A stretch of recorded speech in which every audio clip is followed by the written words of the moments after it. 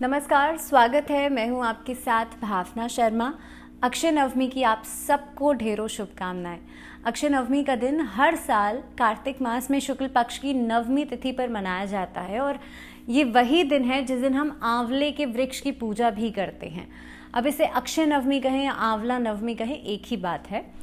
इस दिन हमारे अलग अलग शास्त्रों के हिसाब से कहा गया है कि भगवान विष्णु का वास आंवले के पौधे में बताया गया है, इसीलिए आंवले के वृक्ष की पूजा इस दिन करनी चाहिए। आंवले के वृक्ष की पूजा और साथ ही में आंवले के वृक्ष के नीचे बैठ करके आपको भोजन करना चाहिए। ऐसा करने से आपकी इम्यूनिटी बढ़ती है, आपकी हेल्थ इश्यूज खत्म होते हैं और आंवले के वृक्ष की पूजा करने से आपके जीवन में सुख समृद्धि बढ़ती है। आप जानते हैं कि पूरा कार्तिक का महीना भगवान विष्णु को समर्पित है या भगवान विष्णु की पूजा के लिए खास है। और हमारे शास्त्रों में मैं हमेशा कहती हूँ, जितनी भी चीज़ें बताई गई हैं उसके पीछे एक लॉजिक ज़रूर दिया गया है, एक साइंटिफिक लॉजिक ज़रूर होता है। आज हम उसके बारे में भी बात करेंगे कि क्यों इस दिन आंवले के पौधे की पूजा की जाती है। लेकिन उससे पहले हम खास उपायों की बात करेंगे और क्या किस तरह से पूजा की विधि रहेगी उसकी बात करेंगे। तो देखिए, हम इसे अक्षय नवमी, अक्षय का मतलब आप जानते हैं कि जिस चीज़ का कभी क्षय ना हो, जिस चीज़ की कभी क्षति ना हो। तो जब हम इसे अक्षय नवमी कहते हैं तो इस दिन किया गया कोई भी कार्य आपके जीवन में हमेशा अक्षय यानी कि बढ़ोतरी करेगा। दूसरी बात कि इस दिन एक खास संयोग पड़ रहा है, इस दिन वृद्धि योग भी पड़ रहा है और वृद्धि यानी कि आप कोई भी कार्य करेंगे उसमें बढ़ोतरी होगी। तो इस बार 2022 में अक्षय नवमी का दिन जो है वो 2 नवंबर को पड़ रहा है। 2 नवंबर को कार्तिक मास में शुक्ल पक्ष की नवमी तिथि पड़ रही है।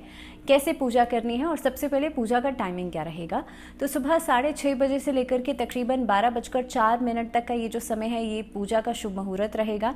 इस दिन आपको सुबह उठ करके सबसे पहले स्नान आदि से निपटने के बाद आपको आंवले के वृक्ष की जड़ में आपको दीपक जलाना चाहिए। उसके पहले आपको चंदन, हल्दी, रोली से तिलक करना चाहिए। उसके बाद आपको आंवले के वृक्ष के ऊपर या टहनियों पर आपको कच्चा सूत या कलावा आपको 8 बार परिक्रमा करते हुए लपेटना चाहिए।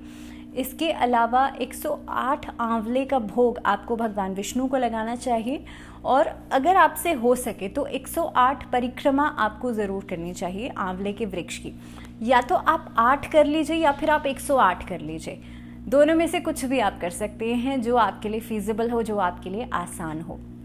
दूसरी बात, ओम नमो भगवते वासुदेवाय, इस मंत्र का जाप आपको परिक्रमा करते समय करना है।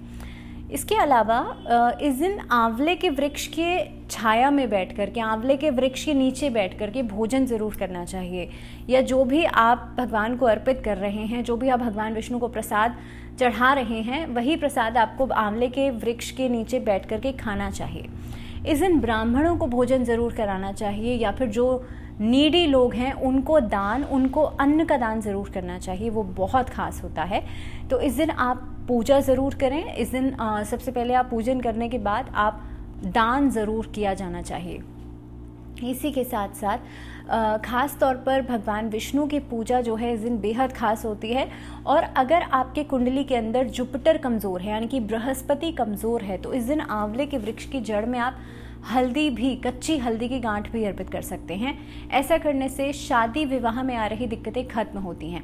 अगर किसी का बृहस्पति कमज़ोर है, किसी लड़की की कुंडली में बृहस्पति कमज़ोर है या किसी लड़के की कुंडली में बृहस्पति कमज़ोर है और आपके जीवन में दाम्पत्य जीवन में मुश्किलें आ रही हैं, आपस में कंपैटिबिलिटी नहीं है, तो एक पीले रंग के फूलों का पौधा आप घर के टेरेस पर, घर की मेन जो टेरेस है वहाँ पर रख सकते हैं या फिर जहाँ पर भी उनका बेडरूम है उसके ऊपर के टेरेस पर रख सकते हैं। और साथ ही में अपने घर के टेरेस पर एक येलो कलर का फ्लैग लगा सकते हैं।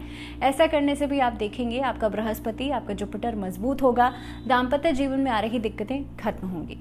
अब जैसे मैंने कहा था कि देखिए, हर चीज़ के पीछे एक लॉजिकल रीज़न ज़रूर होता है। आंवले का पौधा, क्योंकि हम ये समय ऐसा होता है कार्तिक का महीना, आप इस समय से बरसात के मौसम से आप जा रहे हैं सर्दियों के मौसम में, there is a change shift, मौसम में वेदर शिफ्ट है, मौसम में बदलाव है, हमारी इम्यूनिटी कमज़ोर है। और आंवले का सेवन आप जानते हैं कि it is a very rich source of vitamin C, ascorbic acid, और विटामिन सी हमारी बॉडी में बहुत कम स्टोर होता है, इसलिए हमें बहुत डेली क्वांटिटी में हमको लेना चाहिए विटामिन सी।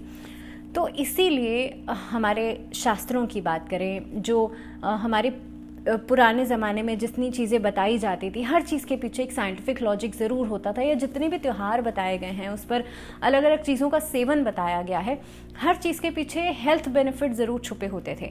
आंवले का पूरा पौधा जो है या पूरा पेड़ जो है वो मेडिसिनल क्वालिटी से भरा हुआ है। चाहे हम आंवले की पेड़ की टहनियों की बात करें, उसके फल की बात करें, हर एक चीज़ के अपने अलग गुण हैं, अपनी अलग बेनिफिट्स हैं।